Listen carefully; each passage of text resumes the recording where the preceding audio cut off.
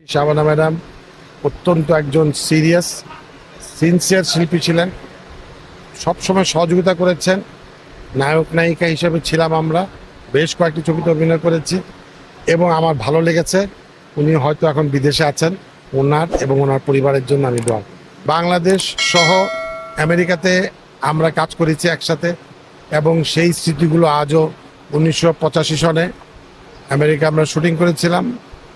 ছবিটার নাম ছিল দেশ বিদেশ এবং 1987 সনে ছবিটি বাংলাদেশে রিলিজ হয়েছিল।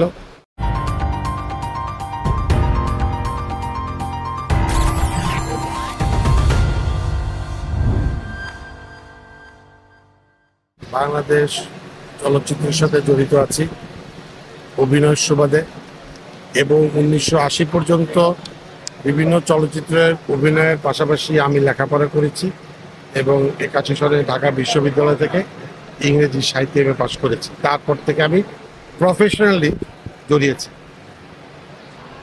অতীতে নাম করা সব বড় বড় চলচ্চিত্র শিল্পীদের সাথে আমার অভিনয় করার সৌভাগ্য হয়েছিল এবং তাদের ব্যবহার, তাদের সহযোগিতা আমার মনকে নাড়া দিয়েছে। আমি সবসময় তাদেরকে স্মরণ করি। শাবানার সাথে আমি অনেকগুলো অভিনয় করেছি। শাবানা ম্যাডাম অত্যন্ত একজন সিরিয়াস সিনসিয়ার শিল্পী ছিলেন, সবসময় সহযোগিতা করেছেন। নায়ক নায়িকা হিসেবে ছিলাম আমরা, বেশ কয়েকটি ছবিতে অভিনয় করেছি এবং আমার ভালো লেগেছে। উনি হয়তো এখন বিদেশে আছেন, ওনার এবং ওনার পরিবারের জন্য আমি দোয়া। মধুর স্মৃতি মনে পড়ে, একসাথে সেটে কাজ করছেন আপনি শাবানা আপা। হ্যাঁ, আমার মনে পড়ে বাংলাদেশ সহ আমেরিকাতে আমরা কাজ করেছি একসাথে এবং সেই স্মৃতিগুলো আজও 1985 সনে আমেরিকা আমরা শুটিং করেছিলাম। ছবিটার নাম ছিল দেশ বিদেশ এবং 1987 সনে ছবিটি বাংলাদেশে রিলিজ হয়েছিল, সুপারহিট হয়েছিল এবং সেই আমেরিকাতে আমাদের ছোট্ট একটি ইউনিট। বলছেন আপনি যাদের সঙ্গে কাজ করতেন, শুনেন, আমি যাদের সাথে কাজ করেছি এদের মধ্যে অনেকে পৃথিবী থেকে চলে গেছেন, অনেকে গুরুতর অসুস্থ, অনেকে বিদেশে আছেন।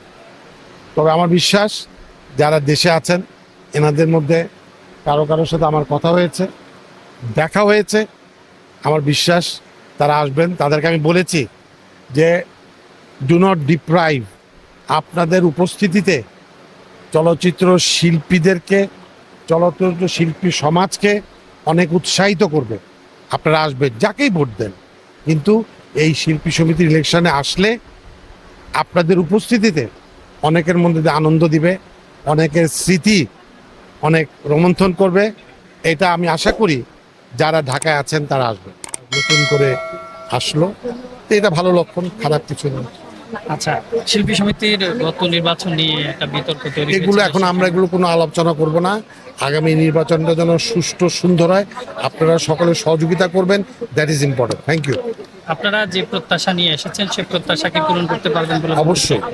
আমরা চলচ্চিত্র শিল্পীদের, চলচ্চিত্র শিল্পের স্বার্থে কাজ করব, শিল্পীদের স্বার্থ রক্ষা করব, চলচ্চিত্র শিল্পীদের মধ্যে একটা সম্প্রীতি করার ব্যবস্থা করব এবং দেশের মানুষের কাছে চলচ্চিত্র শিল্পীদের, চলচ্চিত্র শিল্পের সুনামটাকে উত্তরোত্তর বৃদ্ধি করার চেষ্টা করব।